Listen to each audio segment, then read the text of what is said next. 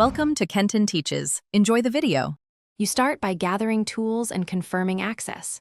First, remove any screen stops or peel back weather stripping so you can reach the lock without forcing the door. Next, inspect the latch and strike plate closely. Look for bent metal, missing screws, or paint buildup that blocks movement. Once done, try the latch by hand to feel where it binds. If the mechanism is stiff, don't force it. Instead, loosen the mounting screws slightly to relieve tension and prepare for alignment. Once the screws are loosened, you can align components precisely. Move the strike plate slightly and close the door gently to observe where the latch contacts.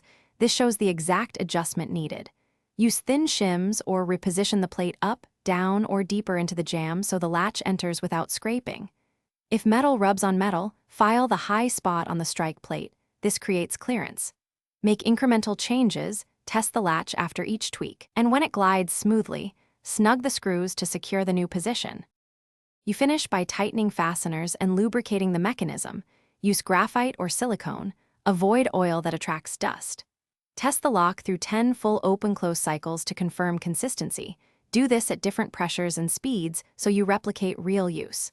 If the lock binds only in certain positions, check hinge alignment and add or remove thin hinge shims to correct door sag. Troubleshooting tip.